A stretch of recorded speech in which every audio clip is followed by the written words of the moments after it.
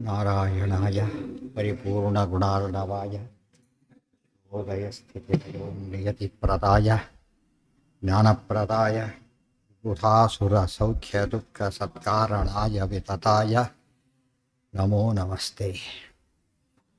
ನಾರಾಯಣಂ ಸುರಗುರುಂ ಜಗದೇಕನಾಥಂ ಭಕ್ತಪ್ರಿಯಂ ಸಕಲಲೋಕನಮಸ್ಕೃತಂಚ ತ್ರೈಗುಣ್ಯಕವಚಂ ಬಹುಮಾದ್ಯಮೀಶಂ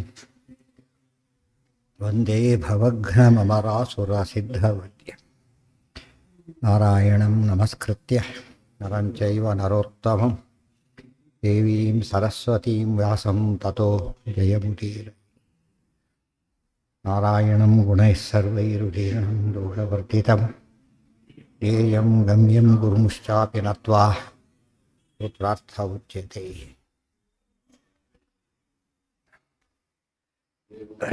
ಧರ್ಮಕ್ಷೇತ್ರೇ ಕುರುಕ್ಷೇತ್ರೇ ಸಮವೇತಾಯುಯಸ್ಸವಃ ಮಾಮಕಾಃ ಪಾಂಡವಾಶ್ಚೈವ ಕಿಮಕುರ್ವತ ಸಂಜಯ. ದೇವಂ ನಾರಾಯಣಂ ನತ್ವಾ ಸರ್ವದೋಷವಿವರ್ಜಿತಂ ಪರಿಪೂರ್ಣಂ ಗುರುಂಶ್ಚಾನ್ ಗೀತಾರ್ಥಂ ವಕ್ಷ್ಯಾಮಿ ದೇಶತಃ. ಸಮಸ್ತಗುಣಸಂಪೂರ್ಣಂ ಸರ್ವದೋಷವಿವರ್ಜಿತಂ ನಾರಾಯಣಂ ನಮಸ್ಕೃತ್ಯ ಗೀತಾ ತಾತ್ಪರ್ಯಮುಚ್ಯತೆ.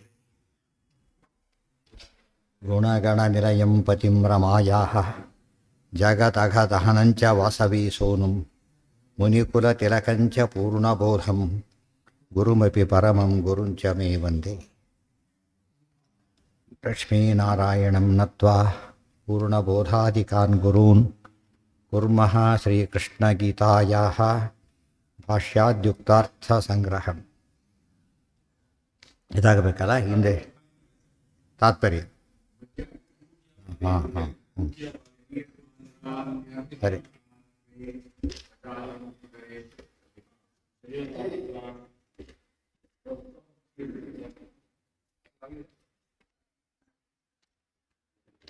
ಆಯ್ತು.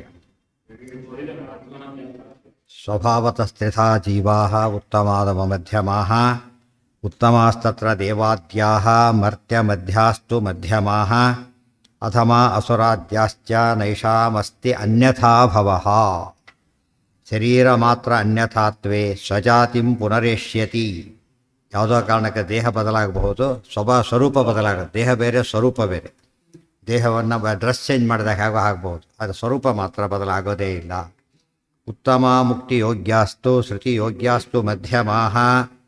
ಶ್ರುತಿ ಅಂದರೆ ನಿತ್ಯ ಸಂಸಾರಿಗಳು ಅಂತ ಅರ್ಥ. ಮಧ್ಯಮ ಅಂದರೆ ಮಧ್ಯಮ ಮನುಷ್ಯರು. ಅಧಮ ಅಂತ ಹೇಳಿದರೆ ಮರ್ತ್ಯಾಧಮರು, ತಮೋಯೋಗ್ಯರಲ್ಲಿ 4ರಲ್ಲಿ ಕೊನೆಯವರು. ಅಪರೇ ಅಂಧಂತಮೋ ಯೋಗ್ಯ ಅಪರೇ ಮರ್ತ್ಯಾಧಮಾಃ ಅಂಧಂತಮೋ ಯೋಗ್ಯಾಃ ಪ್ರಾಪ್ತಿ ಸಾಧನಪೂರ್ತಿತಃ ಪೂರ್ತ್ಯಭಾವೇನ ಸರ್ವೇಷಾಂ ಅನಾದಿಃ ಸಂಸ್ಮೃತಿಃ ಸ್ಮೃತಾ. ಪೂರ್ತ್ಯಭಾವೇನ ಸರ್ವೇಷಾಂ ಅನಾದಿಃ ಸಂಸ್ಮೃತಿಃ ಸ್ಮೃತಾ. ಅದೆಲ್ಲ ಒಂದು ಕಾಲಕ್ಕೆ ಮುಗಿದೋಗ್ಬಿಟ್ರೆ ಸೃಷ್ಟಿ ಏನು ಮಾಡಬೇಕಂತ ಪ್ರಶ್ನೆ ಆಗ. ಸೃಷ್ಟಿ ದೇವರಿಗೆ ಕೆಲಸ ಇಲ್ದಾಗ ಆಗುತ್ತೆ. ಮತ್ತು ಇದು ಸೃಷ್ಟಿ ಪ್ರೋಸೆಸ್ ಎಲ್ಲ ನಿಂತೇ ಹೋಗಿಬಿಡುತ್ತಲ್ಲ ಅಂತ ಕೇಳಿದರೆ ಇಲ್ಲ. ಪೂರ್ತ್ಯಭಾವೇನ ಸರ್ವೇಷಾಂ ಅನಾದಿಃ ಸಂಸ್ಮೃತಿ ಸ್ಫೂರ್ತಿತಃ. ಎಲ್ಲರ ಸಾಧನೆ ಮುಗಿಬೇಕು. ಎಲ್ಲರ ಸಾಧನೆ ಮುಗಿದ ಅನಂತ ಜೀವರಿದ್ದಾರೆ. ಆದ್ದರಿಂದ ಬ್ಯಾಚ್ ಬೈ ಬ್ಯಾಚ್ ನಡೀತಾನೆ ಇರುತ್ತೆ. ಆದ್ದರಿಂದ ಎಂದೂ ಕೂಡ ಅದೇನಾಗೋದಿಲ್ಲ. ಇವೆಲ್ಲ 100 ವರ್ಷ ಆಯಿತು ಸಂಸ್ಥೆಗಳಿಗೆ ಎಲ್ಲ ಹೇಳ್ತಿರ್ತಾರೆ. ಇದು 100 ಅನಾದಿಯಾಗಿರ್ತಕ್ಕಂಥದ್ದು. ಸೃಷ್ಟಿಯಾದಿ ವ್ಯಾಪಾರ ಭಗವಂತನೆಂಥದ್ದು ಅನಾದಿ ಮತ್ತು ಅನಂತ. ಫ್ರಮ್ ಟು ದೇವರ ಸೃಷ್ಟಿಯಾದಿಗಳಿಗೆ ಇಲ್ಲೇ ಇಲ್ಲ, ಮೊದಲಿಲ್ಲ ಕೊನೆಯೂ ಇಲ್ಲ. ಪೂರ್ತ್ಯಭಾವೇನ ಸರ್ವೇಷಾಂ ಅನಾದಿಃ ಸಂಸ್ಮೃತಿಃ ಸ್ಮೃತಾ. ನೈವ ಪೂರ್ತಿಶ್ಚ ಸರ್ವೇಷಾಂ ನಿತ್ಯಕಾಲ ಹರೀಚ್ಛಯ. ನೈವ ಪೂರ್ತಿಶ್ಚ ಸರ್ವೇಷಾಂ ನಿತ್ಯಕಾಲ ಹರೀಚ್ಛಯ. ಪೂರ್ತಿ ಆಗದರಿಗೆ ಇನ್ನೊಂದು ಕಾರಣ ಏನು ಅಂದರೆ ಕಾಲ ನಿತ್ಯ. ಕಾಲ ನಿತ್ಯ, ಕಾಲಾನಂತ್ಯಕ್ಕಿಂತ ಜೀವಾನಂತ್ಯ ಜಾಸ್ತಿ ಇದೆ. ಆದ್ದರಿಂದ ಏನಾಗೋದಿಲ್ಲ, ಮುಗಿಯೋ ಚಾನ್ಸೇ ಇಲ್ಲ. ಜೊತೆಗೆ ಹರೀಚ್ಛಯ, ದೇವರ ಸಂಕಲ್ಪ ಆಗಿದೆ. ಆದ್ದರಿಂದ ಎಂದು ದೇವರ ಸಂಕಲ್ಪ ಏನಾಗೋದು, ಸಾಮಾನ್ಯವಾಗಿ ಭಗವದ್ಭಕ್ತರ ಸಂಕಲ್ಪನೇ ಸುಳ್ಳಾಗೋದಿಲ್ಲ. ದೇವರ ಸಂಕಲ್ಪ ಧಾತಾ ಯಥಾಪೂರ್ವ ಮಕಲ್ಪಯತ್ತ. ಆದ್ದರಿಂದ ಶ್ರುತಿ ಹೇಳಿದೆ, ಪ್ರತಿಯಲ್ಲೂ ಸೃಷ್ಟಿ ಮಾಡ್ತಾರೆ. ಶ್ರುತಿ ಅನಾದಿ ನಿತ್ಯ ಆದ್ದರಿಂದ ಶ್ರುತಿ ಹೊರಗೆ ಬರಲೇಬೇಕಲ್ಲ. ಈ ದೃಷ್ಟಿಯಿಂದ ಸೃಷ್ಟಿಯಾದಿ ಪ್ರೋಸೆಸ್ ಇದ್ದೇ ಇರುತ್ತೆ, ಅನಾದಿ ಮತ್ತು ನಿತ್ಯ. ಅಥೋ ಅನುವರ್ತತೆ ನಿತ್ಯಂ ಸಂಸಾರೋ ಅಯಂ ಅನಾದಿಮಾನ್. ಈ ಸಂಸಾರಕ್ಕೆ ಆದಿ ಅನ್ನೋದಿಲ್ಲ. ಅಥೋ ಅಧಮಾನಾಂ ಜೀವಾನಾಂ ಮಿಥ್ಯಾಜ್ಞಾನಾದಯೋ ಅಖಿಲಾಃ ಸ್ವಾಭಾವಿಕ ಗುಣಾಜ್ಞೇಯಾಃ ಮಧ್ಯಮರ್ಥೇಷು ಮಿಶ್ರಿತಾಃ. ಅಥೋ ತತ್ವಸಂಖ್ಯಾನ ಇರೋದೇ ಎಷ್ಟು, ಇದು ಕೊಟೇಶನ್ ಕೊಟ್ಟಿದ್ದಾರೆ, ಇರೋದೇ ಎಷ್ಟು, ಇದರಲ್ಲಿ ಒಂದು ಭಾಗ ಅಷ್ಟೇ, ಅದು ಸಣ್ಣ ಪ್ರಕರಣ. ಇದು ದೊಡ್ಡ ಗೀತಾ ಭಾಷ್ಯ ತಾತ್ಪರ್ಯ. ಸ್ವಾಭಾವಿಕ ಗುಣ ಇದೆಲ್ಲ ಯಾತಕ್ಕೆ ಹೇಳಕ್ಕೆ ಬಂದರು ಅಂತ ಕೇಳಿದರೆ, ನಿಗ್ರಹ ಕಿಂಕರಿಷ್ಯತಿ, ಸ್ವರೂಪ ಇದೆ, ಅದೆಲ್ಲ ಪ್ರಸಂಗ ಬಂತು ಅಂತ ಅಷ್ಟು ವಿಷಯನೂ ಹೇಳಿಬಿಡ್ತಾನೆ. ಅಥವಾ ಅಧಮಾನಾಂ ಜೀವಾನಾಂ ಮಿಥ್ಯಾಜ್ಞಾನಾದಯೋ ಅಖಿಲಾಃ ಸ್ವಾಭಾವಿಕಾಃ. ಹೇಗೆ ಉತ್ತಮ ಜೀವರಿಗೆ ತತ್ವಜ್ಞಾನಾದಿ ಗುಣಗಳೆಲ್ಲ ಹೇಗೆ ಅನಾದಿ ಸ್ವರೂಪನೋ ಇವರಿಗಿದು ಸ್ವರೂಪ. ಸ್ವಾಭಾವಿಕ ಗುಣಾಜ್ಞೇಯಾಃ, ಇದು ಗುಣ ಅಂದರೆ ದೋಷಗಳು ಇವರಿಗೆ. ಇಲ್ಲಿ ನೋಡಿ, ಗುಣ ಶಬ್ದಕ್ಕೆ ಏನಂತ ಅರ್ಥ? ದೋಷ ಅಂತ ಅರ್ಥ. ಗುಣ ಇಲ್ಲೇ ಇಲ್ಲ ಅವರಿಗೆ. ಅದು ಗುಣ ಇಲ್ಲಿ ಜಸ್ಟ್ ಕ್ವಾಲಿಟಿ ಬೇರೆ, ಮೆರಿಟ್ ಬೇರೆ. ಗೊತ್ತಾಗ್ತದೆ. ಕ್ವಾಲಿಟಿ ಅಂದರೆ ಗುಡ್ ಆರ್ ಬ್ಯಾಡ್ ಯಾರು ಆಗು, ಅದಕ್ಕೆ ಗೊತ್ತಾ. ಮೆರಿಟ್ ಅಂದರೆ ಏನಾಗಿರಬೇಕು? ಒಳ್ಳೆಯದೇ ಆಗಿರಬೇಕು. ಸ್ವಾಭಾವಿಕ ಗುಣಾಜ್ಞೇಯ ಮಧ್ಯಮರ್ಥೇಷು ಮಿಶ್ರಿತಾಃ. ಮಧ್ಯಮರ್ಥರು ಮಧ್ಯಮ ಮರ್ಥರು ರಾಜಸರು, ಅವರಲ್ಲಿ ಮಿಶ್ರಿತ. ತತ್ವಜ್ಞಾನಂ ವಿಷ್ಣುಭಕ್ತಿ ಇತ್ಯಾದ್ಯ ದೇವತಾದಿಷು. ತತ್ವಜ್ಞಾನ, ವಿಷ್ಣುಭಕ್ತಿ ಎಲ್ಲ ದೇವತಾದಿಗಳು ಅಂದ್ರೇನು? ಸಾತ್ವಿಕರು. ಅವರಲ್ಲಿ ಯಾವಾಗಲೂ ಇರುತ್ತೆ. ಕಾರ್ಯತೆ ಹ್ಯವಶಃ ಕರ್ಮ ಸರ್ವೈಸ್ತೈ ಪ್ರಕೃತಿ ಪ್ರಾಕೃತೈರ್ಗುಣೈ. ಆದ್ದರಿಂದ ಆ ಸ್ವರೂಪ ಗುಣ ಇದೆ, ಮೇಲ್ಗಡೆ ಏನಾಗಿದೆ? ಪ್ರಾಕೃತ ಗುಣ ಇದೆ. ಕಣ್ಣು ಸರಿ ಇದೆ, ಸ್ಪೆಕ್ಸ್ ಕೊಳೆ ಹತ್ತಿದೆ, ಆದ್ದರಿಂದ ಏನಾಗುತ್ತೋ ಸರಿಯಾಗಿ ಕಾಣ್ತಾ ಇಲ್ಲ. ಪ್ರಾಕೃತ ಗುಣಗಳಿಂದಾಗಿ ಕೆಲವೊಮ್ಮೆ ಡಿಸ್ಟರ್ಬ್ ಕಾಣಬಹುದು, ಸ್ವರೂಪ ಬದಲಾಗೋದಿಲ್ಲ. ಅದು ತೆಗೆದ ತಕ್ಷಣ ಸರಿ ಹೋಗ್ಬಿಡುತ್ತೆ.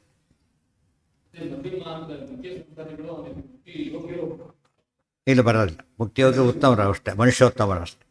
ಮನುಷ್ಯೋತ್ತಮರು, ಮನುಷ್ಯ ಮಧ್ಯಮರು, ಮನುಷ್ಯ ಅಧಮರು. ಅದರಲ್ಲಿ ಮತ್ತೆ ಸಬ್ ಕ್ಲಾಸಿಫಿಕೇಶನ್. ಅಧಮರು, ಅಧಮಾಧಮರು ಹಾಗೆಲ್ಲ ಗುಂಪಿರ್ತದೆ. ಮಧ್ಯಮರಲ್ಲಿ ಮಧ್ಯರು, ಅದರಲ್ಲಿ 3 ಭಾಗ. ಸಾತ್ವಿಕರಲ್ಲಿ ಮನುಷ್ಯೋತ್ತಮರಲ್ಲಿ ಉತ್ತಮರು, ಅದರಲ್ಲಿ ಮಧ್ಯಮರು, ಅದರಲ್ಲಿ ಉತ್ತಮತ್ವ ಕಾಮನ್. ಫಸ್ಟ್ ಕ್ಲಾಸಲ್ಲಿ ಮಾರ್ಕ್ಸ್ ಚೇಂಜ್ ಆದಾಗ ಆಗುತ್ತೆ. ಕಾರ್ಯತೆ ಹಿ ಅವಶಃ ಕರ್ಮ ಸರ್ವೈಸ್ತೈ ಪ್ರಾಕೃತೈರ್ಗುಣೈ. ಪ್ರತಿಯೊಬ್ಬರು ಕೂಡ ಪ್ರಾಕೃತ ಗುಣ ಪ್ರಭಾವಕ್ಕೊಳಗಾಗಿಬಿಟ್ಟು ಮಾಡ್ತಾರೆ. ಆದರೆ ಮೂಲಭೂತಾದ ಯಾವುದದು? ಅವಶ್ಯ, ವಿಷ್ಣುವಶ. ಆಮೇಲೆ ಸ್ವರೂಪ, ಅನಾದಿ ಕರ್ಮ, ಪ್ರಾಕೃತ ಗುಣಗಳು ಬರತಕ್ಕಂಥ ಈ ಕರ್ಮಗಳು ಈ ರೀತಿ ನಡೀತಾ ಇರುತ್ತೆ. ಇಷ್ಟಾದ್ರು ಬೇಸಿಕಲಿ ಏನದು? ಒಂದು ಮಾವಿನ ಗಿಡನೇ ಎಲ್ಲೂ ಬೋಟೆ ಎಂಥ ಕೆಟ್ಟ ಜಾಗದಲ್ಲಿ ಬಿಸಾಕಿರೋ ಮಾವಿನ ಗಿಡನೇ ಬೆಳಿಬೇಕು ಹೊರತು ಏನು ಬೆಳೆಯೋದು? ಸ್ವಲ್ಪ ಕ್ವಾಲಿಟಿ ವ್ಯಾಲಿ ಪೂರ್ ಇರ್ಬೋದು, ಎತ್ತರ ಕಡಿಮೆ ಏನೇನೋ ಇರ್ಬೋದು, ಆದರೆ ಮಾವು ಮಾತ್ರ ಹೋಗೋದಿಲ್ಲ. ಗೊತ್ತಾಯ್ತು? ಅದೇ ಗೊಬ್ಬರ, ಒಳ್ಳೆ ಗೊಬ್ಬರ ಹಾಕಿಬಿಟ್ರೆ ಎತ್ತರಾಗಿ ಬೆಳೀತಾರೆ ಅಷ್ಟೇ ಹೊರತು ಮಾವೇ, ಬೇವೆ. ಅದಕ್ಕೆ ದಾಸ ಹೇಳ್ತಾರೆ, ಬೆಲ್ಲದ ಕಟ್ಟೆ ಕಟ್ಟಿ ಜೇನುತುಪ್ಪ ಹಾಕಿ ಬೆಳೆಸಿದ್ರು ಕೂಡ ಇದಾಗಿರ್ತದೆ. ಇನ್ನು ಫಸ್ಟ್ ಕ್ಲಾಸಾಗಿ ಕಹಿ ಇರುತ್ತೆ ಹೊರತು ಇನ್ನು ಮೇಂಟೈನ್ ಮಾಡಿದಷ್ಟು ಕೂಡ ಇನ್ನೂ ಜಾಸ್ತಿ ಆಗುತ್ತೆ. ಹೇಗೆ ಸಾತ್ವಿಕರ ಗುಣಗಳಿಗೆ ಒಂಥರ ಬ್ರೈಟ್ನೆಸ್ ಬರುತ್ತೋ ಅವರಿಗೆ ಮಿಥ್ಯಾಜ್ಞಾನಗಳು ಭಯಂಕರ ಮಿಥ್ಯಾಜ್ಞಾನ ಅಂತ ಬರೋಕ್ಕೆ ಶುರುವಾಗುತ್ತೆ ಹೊರತು ಬೇರೆ ಆಗುತ್ತೆ. ದುರ್ಯೋಧನಿಗೆ ಒಳ್ಳೆ ವಂಶ ಎಲ್ಲ ಕೊಟ್ಟರು, ಮ್ಯಾಕ್ಸಿಮಮ್ ಸಾಧನೆ ಮಾಡಿದ್ದಾಗಲೇ ಅವರು ಅತಿ ಹೆಚ್ಚು ಕೆಟ್ಟ ಸಾಧನೆ ಮಾಡಿದ ಅವಕಾಶ ಜಾಸ್ತಿ ಸಿಕ್ಕಾಗ. ಸೊ ಅವಕಾಶಗಳು ಅನ್ನೋದು ಯೋಗ್ಯರಿಗೆ ಬಂದರೆ ಅತ್ಯುತ್ತಮ ಸಾಧನೆ, ಅಯೋಗ್ಯರಿಗೆ ಬಂದರೆ ಅಷ್ಟು ಕೆಟ್ಟ ಸಾಧನೆ ಮಾಡ್ಕೋತಾರೆ. ಇದರಿಂದ ಪ್ರಶ್ನೆಗೆ ಉತ್ತರ ಸಿಗುತ್ತೆ. ಕೆಟ್ಟವ್ರನ್ನ ಯಾತಕ್ಕೆ ಪರಮಾತ್ಮ ಒಳ್ಳೊಳ್ಳೆ ವಂಶದಲ್ಲಿ ಹುಟ್ಟಿಸ್ತಾನೆ? ಬ್ರಾಹ್ಮಣರಲ್ಲೂ ಒಳ್ಳೆಯ ವಂಶದಲ್ಲಿ ಹುಟ್ಟಬಹುದು, ಅದೇ ರೀತಿ ಕ್ಷತ್ರಿಯರಲ್ಲೂ ಒಳ್ಳೆಯ ವಂಶದಲ್ಲಿ ಹುಟ್ಟಬಹುದು. ಆದರೆ ಸ್ವರೂಪ ಮಾತ್ರ ಬದಲಾಗೋದಿಲ್ಲ. ಆದ್ದರಿಂದ ಅದಿದ್ದೇನೆ.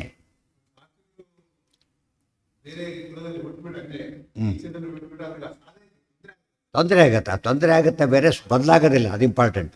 ಅದಕ್ಕೇ ಒಳ್ಳೆಯ ಜನ್ಮ ಕೊಡು ಅಂತ ಕೇಳುತ್ತೆ ಆಚಾರ್ಯ ಶ್ರೀಮದಾಚಾರ್ಯ. ಸಂತುಮೇ ಜನ್ಮ. ಒಳ್ಳೆ ವೆಹಿಕಲ್ ಬದಲಿಗೆ ಹೋಗೋದು ಹೇಗಿರುತ್ತೆ? ತಳ್ಕೊಂಡು ಹೋಗೋದ್ರಲ್ಲಿ ಹೋದ್ರೆ ನಡ್ಕೊಂಡು ಹೋಗೋದು ಆಸೆ. ಅದಕ್ಕಿಂತ ಅಲ್ಲೇನು ಮತ್ತೆ ತಳ್ರಿ ಅನ್ನೋದು ಅಷ್ಟೇ. ಕಾರ್ಯತೆ ಅದು ಹೆಸರಿ ವೆಹಿಕಲ್ ಆಯ್ತೆ ಹೊರತು ಪ್ರಯೋಜನ ಇಲ್ಲ. ಎಷ್ಟೋ ಸತ್ಯ ಭಿಕ್ಷರು ಮಲಗಿರ್ತಾರೆ, ನೋಡ್ತೀವಿ ಕೆಲಸತ್ತೆ. ಇಲ್ಲಿವರೆಗೆ ಕಾಲಿರೋದು ಇಷ್ಟೇ ಇರೋರು ಮಾಡಿ ಇಷ್ಟೇ ಇರ್ತದೆ, ಸ್ವಲ್ಪ ಇಷ್ಟ ದಾರಿ ಎಲ್ಲ ಅಸಹ್ಯಮಯ ಜಾಗ ಇರುತ್ತೆ. ಎಷ್ಟು ಕೆಟ್ಟ ಕರ್ಮ, ಯಾವ ಕರ್ಮದ ಫಲ ಇರಬೇಕು ಗೊತ್ತಾಯ್ತಾ? 2 ಕೈ ಇದಿಲ್ಲ, ಕೆಲವ್ರಿಗೆ ಕಣ್ಣು ಬೇರೆ ಕಾಣೋದಿಲ್ಲ. ಅಂಥ ಸ್ಥಿತಿಯಲ್ಲೆಲ್ಲೋ ಬಿಸಿ ಯಾರು ಹೇಳೋರಿಲ್ಲ, ಕೇಳೋರಿಲ್ಲ. ಮಳೆ ಬಂದರೆ ಆ ಕಡೆ ಸರಿಸೋರೂ ಇಲ್ಲ, ಬಿಸಿಲು ಬಂದರೆ ಆ ಕಡೆ ಎಳೆಯೋರೂ ಇಲ್ಲ. ಜನ ನೋಡ್ಕೊತ ಹೋಗ್ತಿರ್ತಾರೆ. ಹೇಳಿದ್ರೆ ಎಷ್ಟು ಜನ ಮಾಡ್ತಾರೆ, ಎಷ್ಟು ಸರ್ತಿ ಮಾಡೋಕ್ಕೆ ಸಾಧ್ಯ ಇದೆ. ಅವ್ರ ಕೆಲಸ ಅವ್ರಿಗಿರುತ್ತೆ. ತೀರ ಕಮಿಟೆಡ್ಟಾಗಿ ಮಾಡೋದಕ್ಕೆ ನಮಗೆ ಗ್ರಾಚಾರಣ ಅಂತ ಕೇಳ್ತಾರೆ. ಅಂದರೆ ಇದೆಲ್ಲ ನೋಡಿದರೆ ಅವೆಲ್ಲ ಆ ಕರ್ಮ ಒಪ್ಪಬೇಕಾಗ ಅಷ್ಟೇ. ನಮ್ಮ ಎದುರಿಗೇನೆ ಅಂತ ಹೀನಸ್ಥಿತಿ ಬಂದು ಕಾಣೋದ್ಬೇಕಾದ್ರೆ ತಪ್ಪು ಕೆಲಸ ಮಾಡಿದರೆ ಶಿಕ್ಷೆ ಸಿಗುತ್ತೆ ಅಂತ. ಈಗ ನಾವು ಅಯ್ಯೋ ಪಾಪ ಅನ್ಬಹುದು, ಅದು ನಮಗಿಂತ ಹೆಚ್ಚು ಅಯ್ಯೋ ಪಾಪದ ದೇವರು ಅನಿಸುತ್ತೆ, ಹೌದಲ್ಲ? ಆತ ಕೊಟ್ಟಿದ್ದಾನೆ ಅಂದರೆ ಏನರ್ಥ? ಪಾಪದ ಪ್ರಮಾಣ ಆಗಿದೆ ಅಂತ ಅರ್ಥ. ನೋಡಿ ಆಸ್ಪತ್ರೆಗೆ ಒಂದು ನರಕ ನೋಡ್ಬೇಕು, ನರಕ ಬೇರೆ ನರಕ ನೋಡಬೇಕಾಗಿಲ್ಲ. ಸುಮ್ಮನೆ ಒಂದು ರೌಂಡ್ ಹೋಗಿ ಬಂದುಬಿಟ್ರೆ ಐ ಸಿ ಯುಗೆ ಹೋಗಿ ಎಲ್ಲ ಹೀಗೆ ಮರ್ಕೊಂಡಿರ್ತಾರೆ, ಇದಾಗ್ಬಿಡುತ್ತೆ. ಅಂದರೆ ಎಷ್ಟು ಲೈಫ್ ಇದಕ್ಕೆ ಎಷ್ಟು ಪ್ಯಾಸಿವ್ ಅಂದರೆ ಹೇಳೋದಕ್ಕೆ ಸಾಧ್ಯ ಇಲ್ಲ. ಟೋಟಲ್ ಡಿಪೆಂಡೆನ್ಸ್ ಆಗಿ. ಕಾರ್ಯತೆ ಹಿ ಅವಶಃ ಕರ್ಮ ಸರ್ವೈಸ್ತೈ ಪ್ರಾಕೃತೈ ಗುಣೈ ಸ್ವಾಭಾವಿಕ ಗುಣಾನೇತಾನ್ ಹೇತುಂ ಕೃತ್ವೈವ ವಿಷ್ಣುನಾ ಕರ್ಮಸು ಕ್ರಿಯಮಾಣೇಶು ಕರ್ತಾಹಮಿತಿ ಮೂಢಧೀಹಿ. ಇದೆಲ್ಲ ಬ್ಯಾಕ್ಗ್ರೌಂಡ್ ಕೊಟ್ಟು ಸ್ವಾಭಾವಿಕ ಗುಣಾನೇತಾನ್ ಹೇತುಂ ಕೃತ್ವ ಏವ ವಿಷ್ಣುನಾ, ಸ್ವರೂಪದ ಗುಣ ಎಲ್ಲ ತಗೊಳ್ತಾನೆ. ಇವು ಸಾಲ್ಟ್ ಔಟ್ ಮಾಡ್ಬೇಕಾದ್ರೆ ಏನು ಮಾಡ್ತಾರೆ, ಈಗ ಅಡ್ರೆಸ್ ನೋಡಿ ಇಲ್ಲಿ ಸಾಲ್ಟ್ ಔಟ್ ಮಾಡ್ತಾರೆ. ಇದು ಅಕ್ಕಿ ಇವೆಲ್ಲ ಕಲ್ತು ಹೋಗ್ಬಿಟ್ಟಿದೆ, ಅಕ್ಕಿ ಸಾಸಿವೆ ಎಲ್ಲ ಕೂಡ ಎಲ್ಲ ಸಾಲ್ಟ್ ಔಟ್ ಮಾಡ್ತಾರಲ್ಲ. ಹಾಗೆ ದೇವ್ರು ಏನು ಮಾಡ್ತಾನೆ, ಎಲ್ಲ ಅವ್ರನ್ನ ಸಾಲ್ಟ್ ಔಟ್ ಮಾಡಿ ಕರ್ಮಕ್ಕೆ ತಕ್ಕಂತೆ ಅವ್ರು ಸಾಲ್ಟ್ ಔಟ್ ಮಾಡಿ ಎಲ್ಲಿ ಹುಟ್ಟಿಸ್ಬೇಕು, ಏನು ಮಾಡಿಸ್ಬೇಕು, ಯಾವ ಇಂದ್ರಿಯ ಕೊಡಬೇಕು, ಯಾವ ಇಂದ್ರಿಯ ಕೊಡಬಾರ್ದು, ಅವ್ನ ಎಲ್ಲ ಅದ್ರ ಅಕೌಂಟ್ ಪ್ರಕಾರ ಎಲ್ಲ ನಡೆದು ಹೋಗುತ್ತೆ. ಇದು ಇಷ್ಟೆಲ್ಲ ಮಾಡೋದು ಯಾರಿಗೂ ಸಾಧ್ಯ? ಭಗವಂತನಿಗೆ ಒಬ್ಬರು. ನಮಗೆ ಗೊತ್ತಿರೋಲ್ಲ, ನಮ್ಮ ವಿಷಯ ನಮಗೆ ಗೊತ್ತಿರೋದಿಲ್ಲ. ಆದ್ದರಿಂದ ಇದು ಇವರು ಎಷ್ಟು ಸಮರ್ಥ ಇರಬೇಕು ದೇವರು. ಸ್ವಾಭಾವಿಕ ಗುಣಾನೇತಾನ್ ಹೇತುಂ ಹೇತು ಅಂದರೆ ಕಾರಣ ಅಂತ ಅರ್ಥ. ಕಾರಣ ಮಾಡ್ಕೊಂಡ್ಬಿಟ್ಟು ವಿಷ್ಣುನ ದೇವರು ಕರ್ಮಸು ಕ್ರಿಯಮಾಣೇಶು, ಕರ್ಮವನ್ನು ದೇಹ ಕೊಡ್ತಾನೆ, ಇದು ಮಾಡ್ತಾನೆ. ದೇಹನೇ ಬಂದಿಲ್ಲ ನಾನು ಮಾಡಿದೆ ಅಂತ. ದೇಹ ಕೊಟ್ಟಿದ್ದೆ ಯಾರು ಫಸ್ಟ್ ಅದೇ ಬಿಟ್ಟುಬಿಟ್ಟ. ದೇಹ ಕೊಟ್ಟಿದ್ದೇ ಮರ್ತು ಬಿಟ್ಟ, ನಾನು ಮಾಡಿದೆ ಅಂತ ಹೇಳ್ತಾರೆ. ತಪ್ಪೋದು. ಇಂದ್ರಿಯಗಳು ಕೊಟ್ಟಿದ್ದೇನೆ ಅದನ್ನು ಬಿಟ್ಟುಬಿಟ್ಟು ಎಷ್ಟು ಮರಿತಾನೆ ಮನುಷ್ಯ. ಇದಕ್ಕೆ ನಾವು ಕಣ್ಣೆದುರಿಗೆ, ಇದೇನು ಭಾಳ ವರ್ಷದ್ದಲ್ಲ ಇವೆಲ್ಲ ಕೂಡ. ಕಣ್ಣೆದುರಿಗೆ ಕಂಡದ್ದನ್ನೇ ಮರ್ತು ಬಿಡ್ತಾನೆ. ಕರ್ಮಸು ಕ್ರಿಯಮಾಣೇಶು ಕರ್ತ ಅಹಮಿತಿ ಮೂಢಧೀಹಿ, ನಾನೇ ಕರ್ತ ಅಂತ ತಿಳ್ಕೊಂಡ್ಬಿಡ್ತಾನೆ. ಇವೆಲ್ಲ ಕೂಡ ಇದೆಲ್ಲ ರಾಕ್ಷಸರು ಎಷ್ಟು ಮಾಡಿದ್ದಾರೆ ಗೊತ್ತಿದೆ ನಮಗೆ. ಮೂಢಧೀಹಿ ಮನ್ಯತೆ ತತ್ವವಿದ್ವಿಷ್ಣೋ ಗುಣ ಇಚ್ಛಾದಯಸ್ತುತೆ, ಇದೆಲ್ಲ ಅಯೋಗ್ಯರು. ಮೂಢಧೀಹಿ ಹಾಗೆ ತಿಳ್ಕೊತಾನೆ, ಆದರೆ ತತ್ವವಿತ್ ಹಾಗೆ ತಿಳ್ಕೊಳ್ಳೋದಿಲ್ಲ. ತತ್ವವಿತ್ ವಿಷ್ಣೋರ್ಗುಣ ಇಚ್ಛಾದಯಸ್ತು ಯೇ ಸ್ವಾಭಾವಿಕೇಶು ಜೀವಸ್ಯ ಕಾಮಾದ್ದೇಶು ಸದೈವತೋ ಪ್ರೇರಕತ್ವೇನ ವರ್ತಂತೆ ಸ್ವಾತಂತ್ರ್ಯಂ ನಮಮ ಕ್ವಚಿತ್. ಅವನು ಕರ್ತಾ ಮಿತಿ ಅವನು ಅಂದ್ಕೊಂಡ್ರೆ ನಾನು ನ ಕರ್ತ ನಾಹಂಕರ್ತ ಇವನು ಅಂದ್ಕೊಡ್ತಾನೆ. ಎಷ್ಟು ಡಿಫ್ರೆನ್ಸ್ ಇದೆ ಇಬ್ಬರಿಗೂ. ಮಮ ನ ಕ್ವಚಿತ್, ಸ್ವಾತಂತ್ರ್ಯ ಯಾವ ಕಾಲಕ್ಕೂ ಇಲ್ಲ. ಮುಂದೆ ಸ್ವತಂತ್ರ ಆಗಿಬಿಡ್ತೇವೆ ಅಂತ ಹೇಳೋದಕ್ಕೆ ಹೋಗಬಾರ್ದು. ಇತಿಮತ್ವಾನಸಕ್ತಃ ಸ್ಯಾತ್ ಪ್ರೀತೋ ಅಸ್ಯ ಭವತಿ. ಇದಕ್ಕೆ ಆಸಕ್ತಿ ಅಂದರೆ ಇದು. ಇಷ್ಟೆಲ್ಲ ಗೊತ್ತಾದ ಮೇಲೆ ಒಟ್ಟು ಏನೇ ಮಾಡಿದ್ರೆ ದೇವರು ಮಾಡಿದ್ದಾರೆ ಅಂದಮೇಲೆ ಏನು ದೋಷ ಇರೋ ಚಾನ್ಸ್ ಇಲ್ಲ. ಅದು ನಮಗೆ ದೋಷ ಅನಿಸುತ್ತೆ ಎಷ್ಟೋ ಸಲ. ಪಾಪ ಇವ್ರಿಗೆ ಹೀಗೆ ಆಗಬಾರ್ದಾಗಿತ್ತು ಅನಿಸುತ್ತೆ ಎಷ್ಟೋ ಸಲ. ಬಟ್ ಇವ್ರಿಗೆ ನಮಗೆ ಇಷ್ಟೇ ಗೊತ್ತು, ಅವ್ರ ಹಿಂದಿದ್ದೆಲ್ಲ ದೇವ್ರಿಗೆ ಗೊತ್ತು. ನಾವೇನೋ ಅಂದ್ಕೊಂಡ್ಬಿಡ್ತೇವೆ, ಆದರೆ ಅಂದ್ಕೊಂಡಂತೆ ನಾವು ಎಲ್ಲ ಗೊತ್ತಿಲ್ಲದೆ ಮಾತಾಡೋದು. ನಮಗೆ ಎಷ್ಟು ಪರಿಚಯ ಇದೆ ಅಷ್ಟರ ಮೇಲೆ to best of knowledge is good ಅಂತ ಹೇಳ್ಬೋದು ಅಷ್ಟೇ ಹೊರತು ಹಿಂದಿನ ಕಂಡವರು ಯಾರು? ಸದೈವತ್ತು ಪ್ರೇರಕತ್ವೇನ ವರ್ತಂತೆ. ಅದಕ್ಕೆ ಜೈಲಿಗೆ ಹೋಗಿರ್ತಾನೆ, ನೋಡ್ತೀವಿ ಎಲ್ಲರನ್ನೂ ಕೂಡ. ನೋಡಿದಾಗ ಏನು ನಮಗೇನು ಗೊತ್ತಿರುತ್ತೆ ಏನು ಪಾಪ ಮಾಡಿದ್ದಾರೆ ಅಂಥೇಳಿ. ಎಷ್ಟು ವರ್ಷ ಶಿಕ್ಷೆ ಏನಿಲ್ಲ, ಅದು ಮುಂದೆ ನೋಡ್ತಾ ಅಲ್ಲಿ ನೋಡಿದ್ರೆ ಆ ಕಡೆ ಅಲ್ಲಿರುತ್ತೆ ಅಷ್ಟೇ. ಅವ್ರ ಪಕ್ಕ ಇಂಥ ಅಪರಾಧಕ್ಕೆ ಶಿಕ್ಷೆ ಎಂದು ಬಂದ ಎಂದು ಹೋಗ್ತಾ ಎಲ್ಲ ಅವ್ರ ಹತ್ರ ಡೀಟೇಲ್ಸ್ ಇರುತ್ತೆ. ನೋಡೋರಿಗೆ ದುಃಖ ಪಡೋದು ಅಷ್ಟೇ ಕಾಣಿಸೋದು, ವೃದ್ಧೆಲ್ಲ ಕಾಣಿಸೋದಿಲ್ಲ. ಪ್ರೇರಕತ್ವೇನ ವರ್ತಂತೆ ಸ್ವಾತಂತ್ರ್ಯಂ ಮಮ. ಅವನ್ನ ಬಿಡಿಸ್ತೀವಿ ಅಂತ ಟ್ರೈ ಮಾಡಿದ್ರೆ ಹೋಗ್ಬಿಟ್ಟು ಬಿಡಿಸ್ಬೇಡ್ರಿ ಅಂತ ಕೇಳಿ ನೀವು ಯಾರು ಬಿಡಿಸಿ ನೀವು ಯಾರು ಕೇಳೋದಕ್ಕೆ ನೋಡ್ತಾವೆ ಬಿಟ್ಬಿಡಿ ಇಲ್ಲ ಅಂತ ಕೇಳಿದರೆ ಜೂಗೆ ಹೋಗಿರ್ತಾರೆ. ಹುಲಿ ಯಾಕಟ್ಟೆ ಒಳಗೆ ಬಿಟ್ಬಿಡಿ ಅದಕ್ಕೆ ಮದ್ದು ಇವನ್ನೇ ತಿನ್ನೋದು ಫಸ್ಟು. ಅದಕ್ಕೆಲ್ಲ ನಮ್ದು ಇದಿಲ್ಲ, ನೋಡ್ಕೊಂಡು ಹೋಗ್ಬೇಕಷ್ಟೆ. ಯಾರು ತಿಂತ? ಹಾಂ, ತಿರುಪತಿ ಅಲ್ಲ ಅವನು ತಿಂದಾಕ್ಬಿಡ್ತಾ. ಕೆಲವರು ಕೈ ಇಡ್ತಾರೆ, ಕೈ ತಿಂದು ಹಾಕ್ಬಿಟ್ರು, ಕೈ ಹೀಗೆ ಮಾಡೋಕ್ಕೆ ಹೋಗ್ತಾರೆ. ಪ್ರೇರಕತ್ವೇನ ವರ್ತಂತೆ. ಇದೆಲ್ಲ ಇದು ಜ್ಞಾನಿಗಳಿಗೆಲ್ಲ ಎಚ್ಚರಿಕೆ ಇರುತ್ತೆ, ಯಾವ ಕಾಲಕ್ಕೂ ಎಚ್ಚರಿಕೆ ಇರುತ್ತೆ. ಅವ್ನಿಗೆ ಯಾವ ಕಾಲಕ್ಕೆ ಎಚ್ಚರಿಕೆ ಇರೋದಿಲ್ಲ. ಅಹಂಕರ್ತ ಅಂತವನು ನಾಹಂಕರ್ತ ಅಂತೀವಿ. ಇತಿಮತ್ವ ನಸಕ್ತ ಸ್ಯಾತ್ ಪ್ರೀತೋಶ್ಚ ಭವತಿ ಪ್ರಭು. ಅದೇ ದೇವರು ಇವನು ಪ್ರಸನ್ನನಾಗ್ತಾನೆ. ಯಾಕೆ? ಸತ್ಯ ತಿಳ್ಕೊಂಡ. ಸತ್ಯ ತಿಳ್ಕೊಂಡಿದ್ದಕ್ಕೆ ಅವನು ಗುಡ್ ಅಂತ ಹೇಳಿದ್ರು. ತಿಳ್ಕೊಂಡಾಗ ಬೈದರು. ಸ್ವಭಾವ ಗುಣಸಮ್ಮೂಢಾ ಜ್ಞಾನಾದಿ ಗುಣವತ್ತರಂ ಸ್ವಾತಂತ್ರ್ಯೇಣೈವ ಕರ್ತಾರಂ ಚಾತ್ಮಾನಂ ಪ್ರತಿಜಾನತೆ ತಾನ್ ಗುಣಾನ್ ಕರ್ಮ ತಚ್ಚೈವ ವಿಷ್ಣುಧೀನಂ ನತೇ ವಿದುಹು ತೇಷ್ವಯೋಗ್ಯೇಷು ತತ್ವಜ್ಞ ತತ್ವಂ ನಾತಿ ಪ್ರಕಾಶೇ. ಈಗ ಬಂತು, ಅಲ್ಲೇನಿದೆ ವಾಕ್ಯ ನೋಡಿ. ಸದೃಶಂ ಚೇಷ್ಟತೆ ಸಸ್ಯಃ ಪ್ರಕೃತಿರ್ಜ್ಞಾನವಾನಪಿ ಪ್ರಕೃತಿಂ ಯಾಂತಿ ಭೂತಾನಿ ನಿಗ್ರಹ ಕಿಂಕರಿಷ್ಯತಿ.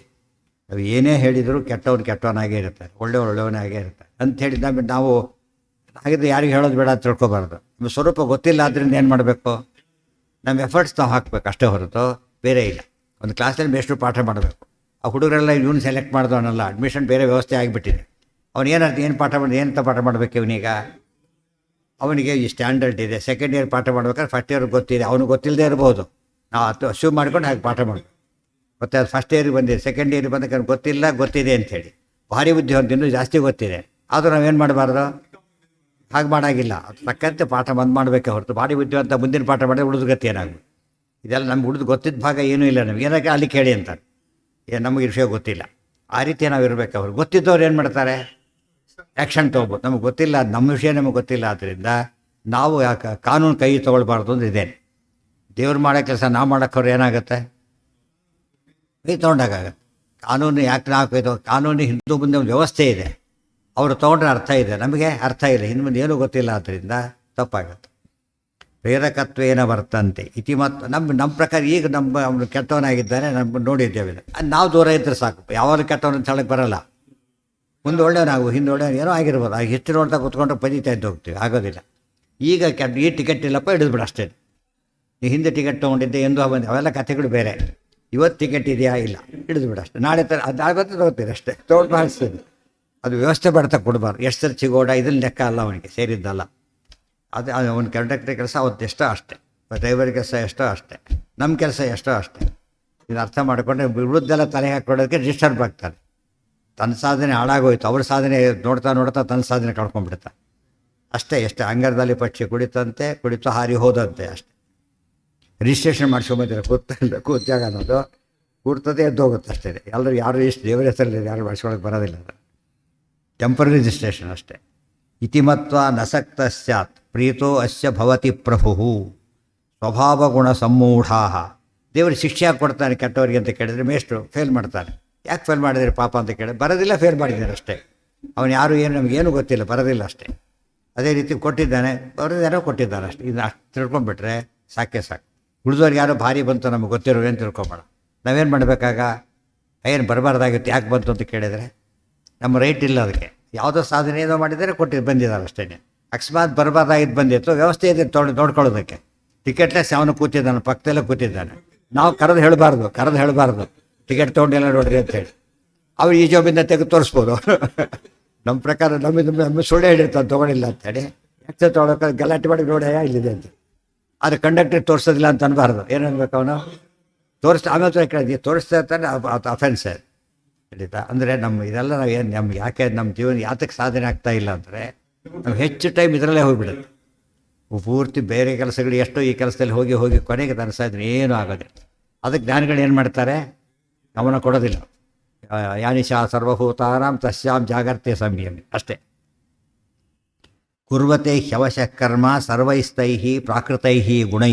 ಆಯ್ತಲ್ಲ. ಸ್ವಾತಂತ್ರ್ಯೇಣೈವ ಸ್ವಭಾವಗುಣ ಸಮ್ಮೂಢಾ ಜ್ಞಾನಾದಿ ಗುಣವತ್ತರಂ ಸ್ವಾತಂತ್ರ್ಯೇಣೈವ ಕರ್ತಾರಂ ಚಾತ್ಮಾನಂ ಪ್ರತಿಜಾನತೆ. ದೇವರಲ್ಲಿ ತಿಳಿಬೇಕಾದ ಸ್ವಾತಂತ್ರ್ಯನ ತಮ್ಮಲ್ಲಿ ತಿಳ್ಕೊಡ್ತಾರೆ. ನಮ್ಮಲ್ಲಿ ತಿಳ್ಕೊಳ್ಳೋದು ಅಸ್ವಾತಂತ್ರ್ಯ, ದೇವರಲ್ಲಿ ತಿಳ್ಕೊಳ್ಳೋದು ಪಾಪ ದೇವರೇನು ಮಾಡ್ತಾನೆ ಅಲ್ಲಿಗೆ ಅಸ್ವಾತಂತ್ರ್ಯ ಹೇಳೋದು. ಇವೆಲ್ಲ ಉಲ್ಟಾ ಪಲ್ಟ ಆಗುತ್ತೆ, ಹಾಗೆಲ್ಲ ಮಾತಾಡಬಾರದು.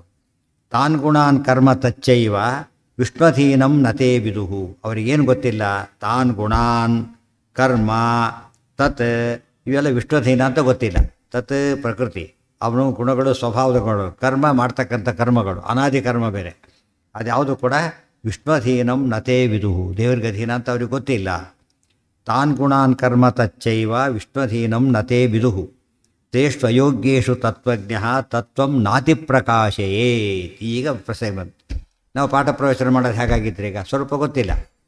ಅಕಸ್ಮಾತ್ ಅಯೋಗ್ಯನ ಪಾಠ ಪ್ರವೇಶ ಮಾಡಿ ಭಾರಿ ಪಾಪ ಬರ್ತದೆ, ಅದು ಬೇರೆ. ಚತುರ್ಥ ಅಯೋಗ್ಯನಲ್ಲಿ ಉಪದೇಶಕರಣ ವೈದ್ಯರೇ ಭಾಷೆಯಲ್ಲಿ ಆಚಾರ ಹೇಳ್ತಾರೆ. ವ್ಯಾಸರಾಜ ಕನ್ನಡದಲ್ಲಿ ಬರೀತಾರೆ, ಸುಳಾದಿಯಲ್ಲಿ ಬರೀತಾರೆ. ಆದ್ಯಾಪರಾಧ ಮಿಥ್ಯಾಜ್ಞಾನ ಮೊದಲನೇ ತಪ್ಪು ತಿಳುವಳಿಕೆ. ದ್ವಿತೀಯ ಹರಿಯ ವಿಸ್ಮರಣ.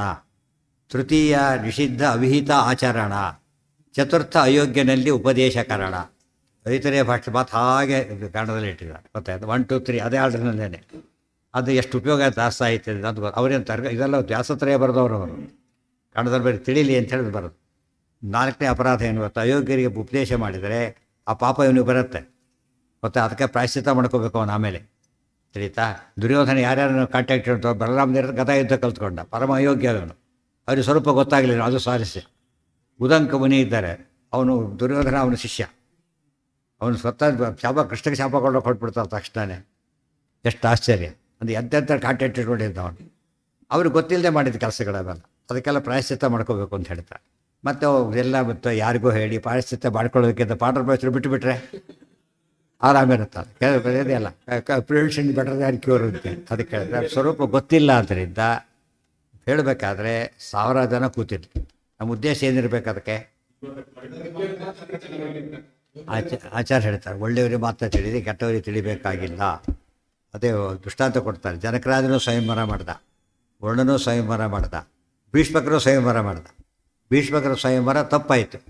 ಹೇಗೆ ಯಾರು ಮಾಡಿಕೊಳ್ಳಿ ರುಕ್ಮಿಣಿನ ಅಂತ ಅಲ್ಲ, ಜನಕರಾಜ ಆಗಲ್ಲ, ವಿಷ್ಣುವೇ ಆಗಬೇಕು. ಅದು ಸಂಕಲ್ಪ ಇದ್ರೆ ದೋಷ ಆಗಲಿಲ್ಲ. ಕಂಡ್ಕವ್ರಿಗೆ ಹೇಳೋದು, ಅವ್ರ ತಪ್ಪು ತಿಳಿಯೋದು, ಅಯ್ಯೋ ಎಷ್ಟು ಹೇಳಿ ತಿಳಿಯೋದಿಲ್ಲ ಅಂತ ಅವೆಲ್ಲ ತಯಾರಿ ಕೆಡಿಸ್ಕೋಬೇಕು ನಾವೀಗ. ಯೋಗ್ಯರಿಗೆ ತಿಳಿಯಲಿ ಅಷ್ಟೇ, ಅಯೋಗ್ಯರಿಗೆ ತಿಳಿಯೋದು ಬೇಡ. ಅಷ್ಟಿದ್ರೆ ದೇವ್ರು ನೋಡ್ಕೊಂಡ್ಬಿಡುತ್ತೆ. ಅದು ಬಿಟ್ಟು ನಾವು ಕೆಟ್ಟವನ್ನ ಏನಾದ್ರು ಒಳ್ಳೆಯದು ಮಾಡ್ಲಿಕ್ಕೆ ಹೋಗಬಾರ್ದು, ನಮಗದು ಗೊತ್ತಿಲ್ಲ. ಮತ್ತು ಒಳ್ಳೆಯವ್ರಿಗೆ ಕೆಟ್ಟದ್ದು ಮಾಡ್ಲಿಕ್ಕೆ ಹೋಗ್ಬಾರ್ದು, ಅದು ನಮಗೆ ಗೊತ್ತಿಲ್ಲ. ಆದ್ದರಿಂದ ನಮ್ಮ ಡ್ಯೂಟಿ ಮಾಡಿ ತಾರ್ಪಣ ಅಂತ ಒಪ್ಸೋದು ಅಷ್ಟೇ. ಇವತ್ತು ಯಾರೋ ದುಡ್ಡು ಡ್ರಾ ಮಾಡ್ತಾನೆ, ಬಂದು ಕ್ಯಾಶಿಯರ್ ಕೊಡ್ತಾನೆ ಅಷ್ಟೇ. ತೊಗೊಂಡು ಏನು ಮಾಡ್ತೀನಿ ಅಂತ ಯಾಕೆ ಹೇಳ್ಬೇಕು? ಅವರು ದುಡ್ಡು ತೊಗೊಂಡು ಏನು ಮಾಡ್ತಿತ್ತು? ಲಕ್ಷ ಯಾಕೆ ತೊಗೋತೀನಿ, ಈಗ 50,000 ಯಾಕೆ ತೊಗೋತಿ? ಅವ್ರಿಗೆ ಯಾಕೆ ಚೆಕ್ ಕೊಟ್ಟು? ಅವ್ನು ತನ್ನ ಕೆಲಸ ಮಾಡೋಕ್ಕೆ ಟೈಮ್ ಇಲ್ಲ ಅವನಿಗೆ. ಟೆಕ್ಸ್ಟ್ ಇದೆಲ್ಲ ಮಾಡ್ತಾ ಕೂತ್ಕೊಂಡ್ರೆ ಕೆಲಸನೇ ಆಗೋದು. ಅವ್ನು ಬಿಸ್ನೆಸ್ ಅಲ್ಲ, ಅವ್ದು ನನ್ನ ಫೇವ್ರೆಟ್ ಬಿಸ್ನೆಸ್ ಅಂತಾರಲ್ಲ ಹಾಗೆ. ಒಂದು ಚೆಕ್ ಇದೆ, ಕೊಟ್ಟಿದ್ದಾರೆ, ಆನಾರು ಮಾಡೋಕ್ಕೆ ಕೊಡಬೇಕಷ್ಟೇ ಹೊರತು ಉಳಿದೆಲ್ಲ ಅದೇ ಮಾಫಲಿಯೇಶು ಕದಾಚಾರ. ಮುಂದೆ ಏನಾಗುತ್ತೆ ಅವ್ರ ಫಲನೂ ಯೋಚನೆ ಮಾಡಬೇಡ, ನಿಂದು ಯೋಚನೆ ಮಾಡಬೇಡ ಅಷ್ಟೇ.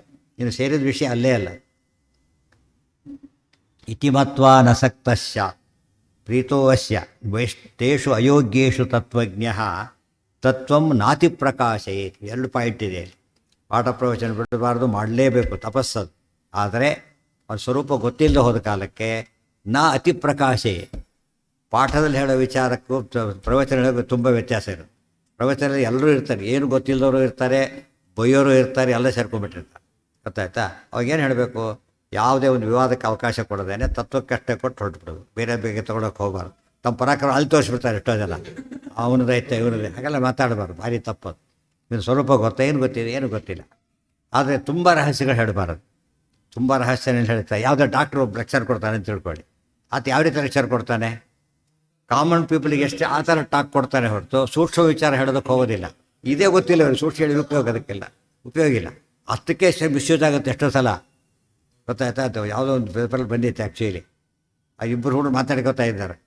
ಗೊತ್ತಾ? ಅವ್ರ ತಾಯಿಗೆ ಆಪ್ರೇಷನ್ ಇದೆ ಅಂತೆ. ಆಪ್ರೇಷನ್ ಅಂತ ಏನು ಗೊತ್ತಿಲ್ಲ ಅವರಿಗೆಲ್ಲ, ಹೊಟ್ಟೆ ಕೊಯ್ತಾರೆ ಅಂತ ಅಷ್ಟೇ. ಇವು ಹುಡುಗರು ಆಟ ಆಡ್ತಿದ್ದಾರೆ. ನಾನು ನಿನ್ನ ಹೊಟ್ಟೆ ಕೊಯ್ದು ಬಿಡಲ್ಲ ಅಂತ ಕೇಳಿದಾನೆ.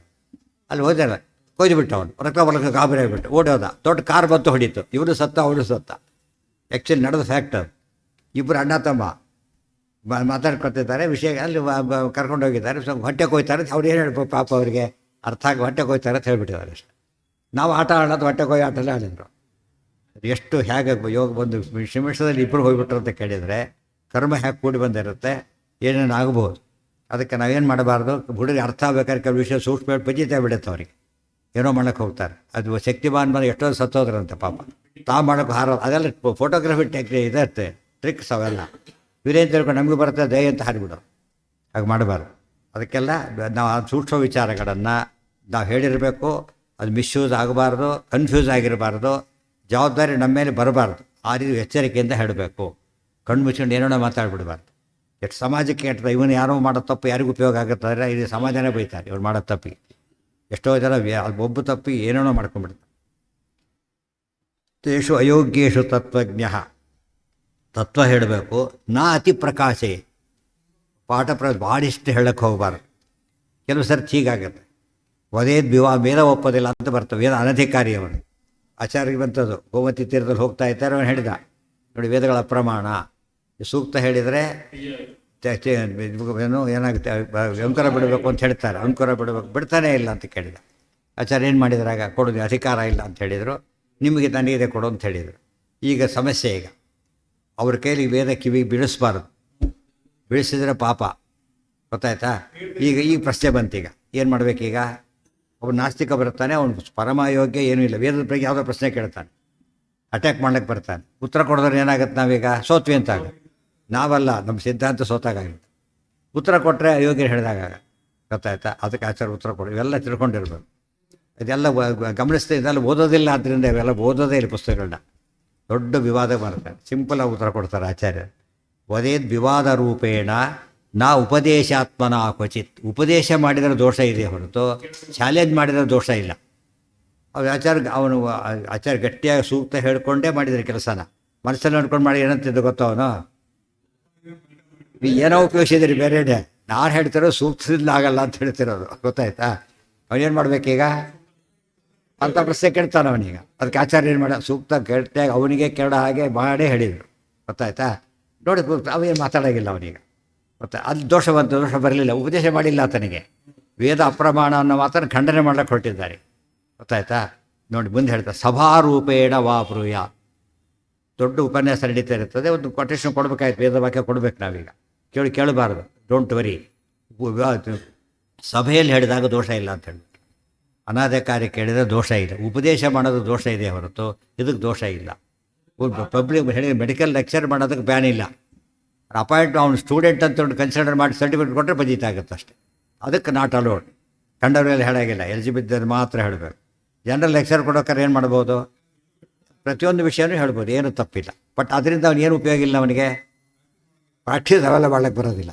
ನೀವು 1000 ಮೆಡಿಕಲ್ ಪುಸ್ತಕ ಓದಿದ್ರು ಕೂಡ ಪ್ರಾಕ್ಟೀಸ್ ಮಾಡ್ಲಿಕ್ಕೆ ಬರೋದಿಲ್ಲ. ಅವನು ಫೇಲ್ ಆದರೂ ಪರವಾಗಿಲ್ಲ, ಆ ಕೋರ್ಸ್ ಓದಿರಬೇಕು, ಅದಕ್ಕೆ ಲೈಸೆನ್ಸ್ ಇರಬೇಕು. ಗಟ್ಟಿಯಾಗಿ ಅದಕ್ಕೆ ಎಲ್ಲೋ ಹೋದಾಗ ಗಟ್ಟಿಯಾಗಿ ಪಾರಾಯಣ ಮಾಡಬೇಡಿ ಅಂತೇಳಿ. ಪಾರಾಯಣ ಜಪ ಅಂತೂ ಆ್ಯಸ್ ಎ ರೂಲ್ ಗಟ್ಟಿಯಾಗಿ ಮಾಡಲೇಬಾರ್ದು. ಆ್ಯಸ್ ಎ ರೂಲ್ ಪಾರಾಯಣ ಸ್ಥಳಗಳು ನೋಡ್ಕೋಬೇಕು. ಎಲ್ಲೋ ಬಸ್ ಸ್ಟ್ಯಾಂಡಿಗೆ ಓದ್ತಾ ಕೂತಿದ್ದಾನೆ ಪಾಪ, ಜೋರಾಗಿ ಹೇಳಿಕೊಟ್ಟು ಏನು ಮಾಡಿ ವಿಷ್ಣು ಸಹಸ್ರ ಅವೆಲ್ಲ ಕೂಡ ಅಂತ ಪಾಟಿ ತಾನು ಮಾಡ್ಕೊಂಡಿದ್ದೆ ಶುದ್ಧವಾಗಿ ಹೇಳಿದ್ರೆ ಸಾಕು.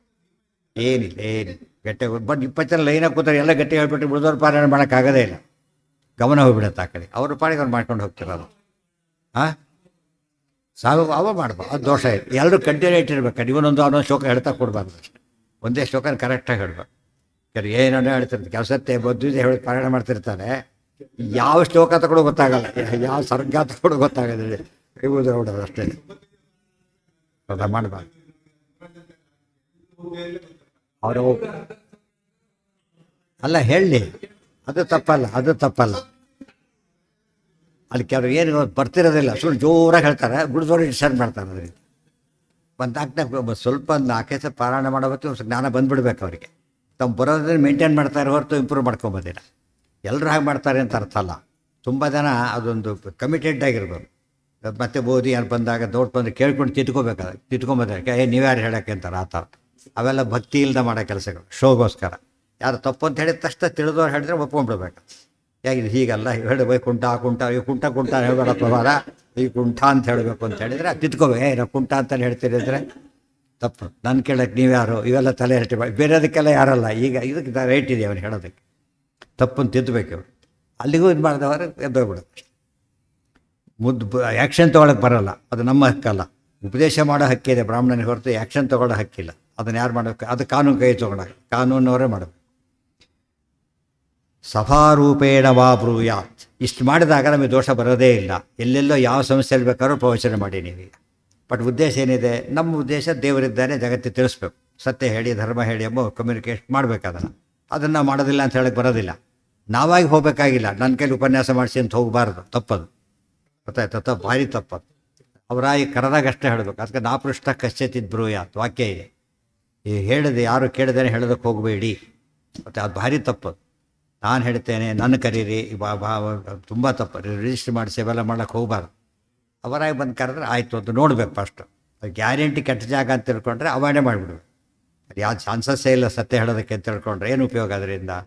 ಬಟ್ ಚಾನ್ಸಸ್ ಇದ್ದರೆ ಒಪ್ಪಿಬಿಡ್ಬಾರ್ದು, ಕಳ್ಕೊಬಾರ್ದು. ಒಳ್ಳೇದಾಗಂದು ಬಿಡಲೇಬಾರ್ದು. ಒಳ್ಳೇದಾಗಿಬಿಟ್ರೆ ಅಂತಲ್ಲ ಅವಶ್ಯ ಬರ್ತೀವಿ. ಯಾಕೆ ಶುದ್ಧ ಕ್ಷೇತ್ರ ಅದು.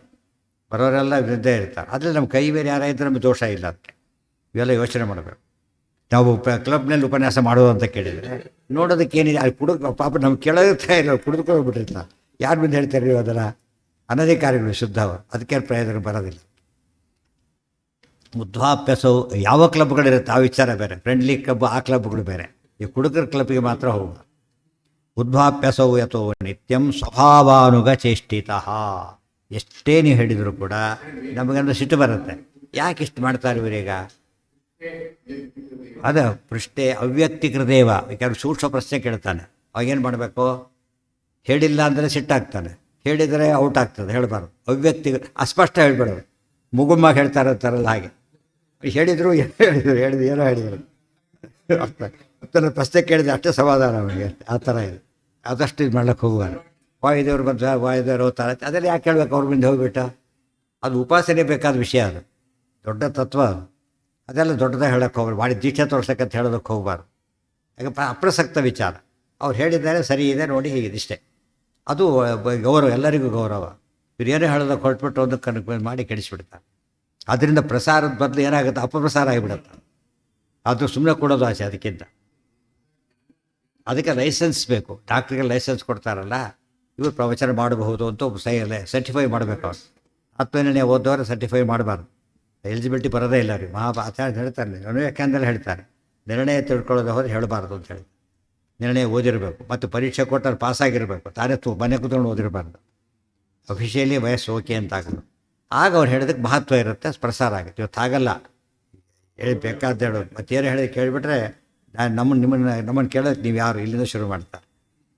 ಹಾಗೆಲ್ಲ ಮಾಡಬಾರ್ದು. ಬುದ್ಧಾಭ್ಯಸೌ ಯಥೋ ನಿತ್ಯಂ ಸ್ವಭಾವಾನುಗ ಚೇಷ್ಟಿತ. ಯಾಕೆ ಅಯೋಗ್ಯರಿಗೆ ಹೇಳಬಾರ್ದು ಅಂದರೆ ಇನ್ನೇನೂ ಇಲ್ಲ, ಅವನು ಬಿಡೋದಿಲ್ಲ. ಆದ್ದರಿಂದ ಶ್ರಮ ಏವಹಿ ಕೇವಲಂ ಅಷ್ಟೆ, ಬರೀ ಶ್ರಮ. ವೇದವ್ಯಾಸರು ನೋಡಿ ಸ್ವರೂಪ ಗೊತ್ತಿದ್ದರೆ ಹೇಗಿರ್ಬೇಕು ಅನ್ನೋದಕ್ಕೆ ಧೃತರಾಷ್ಟ್ರನ ಹೇಳ್ತಾರೆ ವೇದವ್ಯಾಸದೇವರು. ಇವೆಲ್ಲ ಅಪ್ಲೈ ಆಗುತ್ತೆ. ನಿರ್ಣಯ ಓದ್ಬಿಟ್ಟು ಎಲ್ಲ ವಿಷಯ ಗೊತ್ತಾಗ್ಬಿಡ. ಎಲ್ಲ ಹೇಳಿ ತಪ್ಪು ಮಾಡಿದ್ದೆ ಹಾಗೆ ಎಲ್ಲ ಧೃತರಾಷ್ಟ್ರನ ಹೇಳ್ತಾರೆ. ಈಗ ಏನು ಮಾಡಬೇಕು ಅಂತೇಳಿ, ಏನೂ ಇಲ್ಲ, ತಪ್ಪನ್ನು ಹೇಳು ಮಗನ ತಿದ್ದು ಅಂತೇಳಿ. ಸ್ವಲ್ಪ ನೀವೇ ಹೇಳಿಬಿಡ್ತೀರಾ ಅಂತ. ನಾನು ಹೇಳೋದಿಲ್ಲ ಅಂತ. ಯಾಕೆ? ಸ್ವರೂಪ ಗೊತ್ತವ್ರಿಗೆ, ಸರ್ವಜ್ಞರವರು, ಗೊತ್ತಾಯ್ತಾ? ನಿಗ್ರಹಕ್ಕೆ ಈಗ ಅದಕ್ಕೆ ಹೇಳೋದಿಲ್ಲ ಅಂತೇಳಿ ಹೇಳ್ತಾರೆ. ನ ಸಂವದೇ ತೈಹಿ, ಅವ್ರ ಜೊತೆ ಮಾತಾಡೋದಿಲ್ಲ ಅಂತೇಳಿ. ನಾವೆಲ್ಲ ಹೇಳಕ್ಕೆ ಬರೋಲ್ಲ. ಯಾತಕ್ಕೆ? ನಮಗೆ ಸ್ವರೂಪ ಗೊತ್ತಿಲ್ಲ. ಅದು ಗೊತ್ತಿದ್ದವ್ರು ಮಾಡೋ ರೀತಿ ನಾವು ಮಾಡ್ಲಿಕ್ಕೆ ಹೋದರೆ ತಪ್ಪಾಗುತ್ತೆ. ಅದಕ್ಕೆ ನಾನು ಶಿಷ್ಯನ ಕಳಿಸ್ತೀನಿ ಹೇಳ್ತಾರೆ. ಅದು ಇವೆಲ್ಲ ಗೊತ್ತಿಲ್ಲ ಅವರಿಗೆ. ಹೋಗಿ ಹೇಳಿ ಬಾ ಅಂತಾರೆ, ಹೇಳಿ ಬರ್ತಾರೆ. ಮೈತ್ರೇಯ ಆಯಾಸ್ಯತಿ, ಅವ್ರು ಬರ್ತಾರೆ, ಅವ್ರು ಹೇಳ್ತಾರೆ ಅಂತೇಳಿ. ಆದರೆ ಹುಷಾರು, ಅವರು ಹೇಳಿದರೆ ಕೇಳಿದರೆ ಸರಿದ ಶಾಪ ಕೊಡ್ತಾರೆ ಅಂತೇಳಿ. ಶಾಪ ಕೊಟ್ಟೇ ಹೋಗ್ತಾರೆ, ಬಿಡೋದಿಲ್ಲ.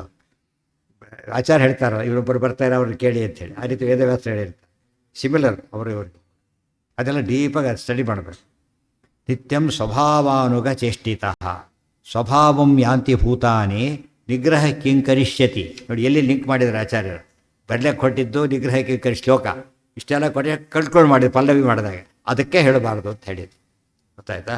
ಅವು ಸಂಬಂಧಪಡದೇ ಇದ್ದವ್ರು ಹೇಳಿದ್ರೆ ತಪ್ಪಾಗಿಬಿಡುತ್ತೆ.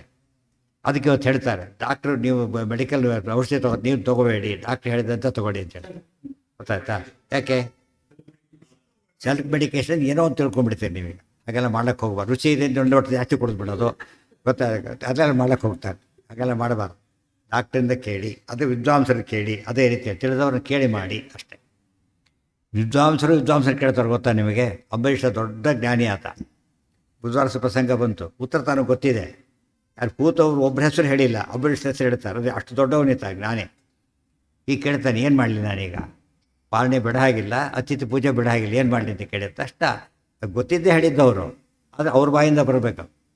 ಇಲ್ಲದೆ ಹೋದರೆ ಅದಕ್ಕೆ ಅಥೆಂಟಿಸಿಟಿ ಬರೋದಿಲ್ಲ. ಅವ್ರು ಹೇಳ್ತಾರೆ, ಸ್ವಲ್ಪ ನೀರು ಕೊಡದೆ ಆಗುತ್ತೆ, ಮಾಡಿದ್ರು ಅಷ್ಟೇ. ಸರ್ಟಿಫಿಕೇಟ್ ಹೇಳಿದ್ದಕ್ಕೆ ಮಾಡಿದ್ದೇನೆ, ಅದು ಅಲೋಡ್. ಈಗ ಅದು ಬಿಟ್ಟು ನನಗೆ ಗೊತ್ತಿದೆ ಅಂತ ಮಾಡ್ಕೊಳಕ್ಕೆ ಹೋಗಬಾರ್ದು. ಐ ಸ್ಪೆಷಲ್ ತಾನೇ ಕಣ್ಣು ಆಪ್ರೇಷನ್ ಮಾಡ್ಕೊಂಡು ಏನಾಗುತ್ತೆ? ಕಣ್ಣೇ ಹೋಗಿರೋ ಕಣ್ಣು ಹೋಗಿಬಿಡುತ್ತೆ.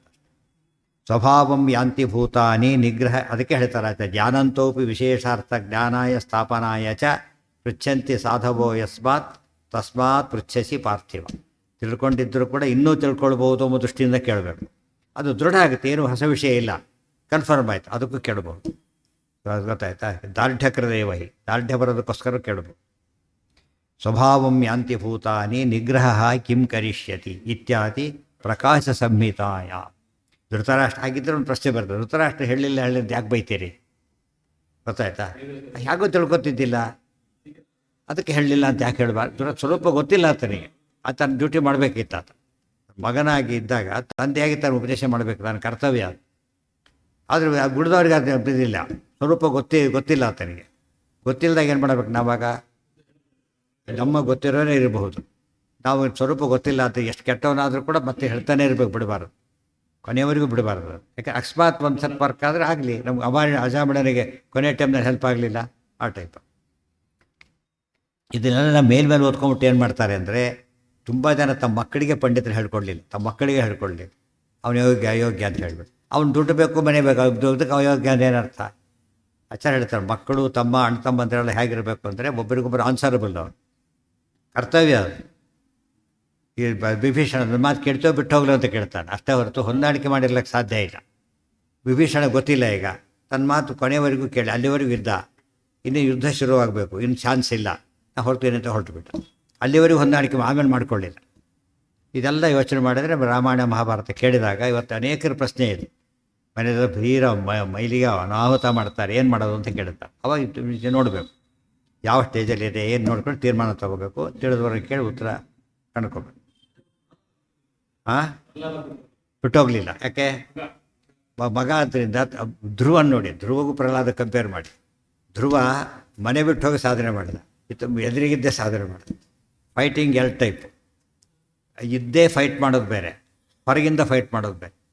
ಪರಿಸ್ಥಿತಿ ನೋಡ್ಕೋಬೇಕಾಗ ಅದಕ್ಕೆ ತಕ್ಕಂತೆ ವರ್ತಿಸ್ಬೇಕು. ತಿಳಿತಾ? ಧ್ರುವನ ಮಟ್ಟಿಗೆ ತಾನು ಮಾಡಿದ್ದು ಸರಿ, ಪ್ರಹ್ಲಾದ ತಾನು ಮಾಡಿದ್ದು ಸರಿ. ನಾವು ಮಾಡ್ಬೇಕಾದ್ರೆ ಯಾವ ಸ್ಟೇಜ್ ನೋಡ್ಕೋಬೇಕು, ಎಲ್ಲಾಗತ್ತೆ ಅಂತ. ಅದಕ್ಕೆ ಪ್ರಹ್ಲಾದ 5 ವರ್ಷದಲ್ಲಿ ಸಾಧನೆ ಮಾಡಿ ಮುಗಿಸ್ಬಿಟ್ಟ ಪೂರ್ತಿಯಾಗಿ. ಆತ 6 ತಿಂಗಳೇ ತಾನು ಸಾಧನೆ ಮುಗಿಸ್ತಾ. ಹಿಂದಿನ ಜನ್ಮದಲ್ಲಿ ಬೇರೆ ಇತ್ತು, ಇಲ್ಲಿ ಬೇರೆ ಇತ್ತು. ಆದ್ದರಿಂದ ಯಾರು ಸರಿ ಅಂತ ಕೇಳಿದ್ರೆ ಹಿಂದಿನ ಗೊತ್ತಿಲ್ಲ. ಆದ್ದರಿಂದ ದೇವರಿಬ್ಬರು ಅನುಗ್ರಹ ಮಾಡಿರೋದ್ರಿಂದ ಇಬ್ಬರೂ ಸರಿಯೇ, ಅವ್ರ ಪ್ರಕಾರ ಅದು ಸರಿ. ಆದ್ದರಿಂದ ನಮಗೆ ಗೊತ್ತಿಲ್ಲ. ನಮ್ಮ ಸ್ಥಿತಿಯಲ್ಲಿದ್ದಾಗ ಅಂಥ ಕೇಸನ್ನು ಸ್ಟಡಿ ಮಾಡಬೇಕು. ಸ್ವಭಾವಂ ಯಾಂತಿ ಭೂತಾನಿ, ಯಾರಿಗೆ? ಹಾಂ ಹಾಂ ಹಾಂ, ಯಾರಿಗೆ? ಹಾಂ ಹಾಂ, ಹೌದು. ಅದಕ್ಕೆ